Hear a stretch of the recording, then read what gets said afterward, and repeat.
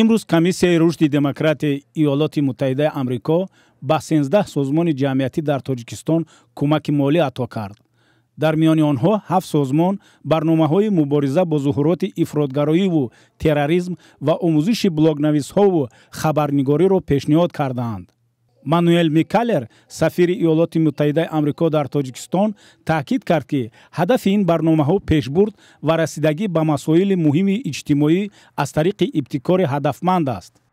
аз соли 2000 инҷониб барномаи комиссияи рушди демократия дар тоҷикистон беш аз 475 грант ба маблағи $8 миллион чудо кардааст. ҳар сол ба воситаи ин грантҳо садҳо нафар одамон таълиму ёрии мустақим мегиранд. сафир ҳамчунин афзуд, ин лоиҳаҳо ба занон дар омӯхтани малакаҳои нави корӣ, ба блогерон рӯзноманигори ҳирфаӣ шудан ва ба ҷомеаи шаҳрвандӣ барои мубориза бо ақидаҳои ифротгароӣ ва хушунат кӯмак расонидаанд.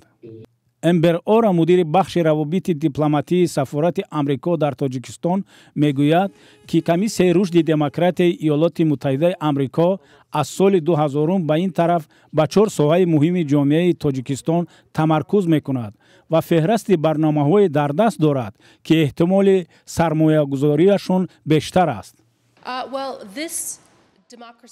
барномаи грантҳои хурди комиссияи демократия, чунон ки гуфтам, вақтҳои охир ба самтҳои афзалиятнок нигаронида шудааст.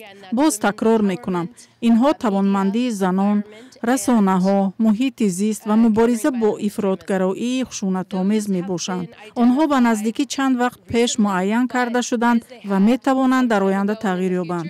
мо дар асоси афзалиятҳои стратегӣ бо Тоҷикистон ҳамкорӣ дорем, то ба рушди он мусоидат кунем. хуршеди атовулло, муассис ва сардабири ҳафтаномаи «Фараж» гуфт, ки таваҷҷӯҳи бештаре ба блогерҳо тааҷҷубовар нест, зеро ба гуфтаи вай расонаҳои чопӣ ба тадриҷ дар ҳоли коҳиш аст. برای این توجه کمتر شده است و خودی هم مطبوعات چاپی هم майда کوشش میکنن که به سایت و به یوتیوب کانال و به این چیزا رو بیارن به شبکه‌های اجتماعی. хуршеди атовулло ният дорад бо дар назардошти вуҷуди даргириҳо дар марзи Тоҷикистону Қирғизистон ва вазъи нооромии Афғонистон барномаи омӯзиши хабарнигорони ба истилоҳ ҷангиро ба комиссияи рушди демократияи иёлоти муттаҳидаи амрико пешниҳод кунад.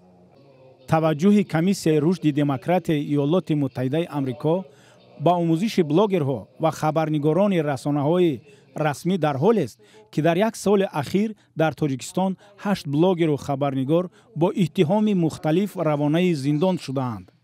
аммо дар маросими мазкур дар бораи сарнавишти онҳо чизе гуфта нашуд.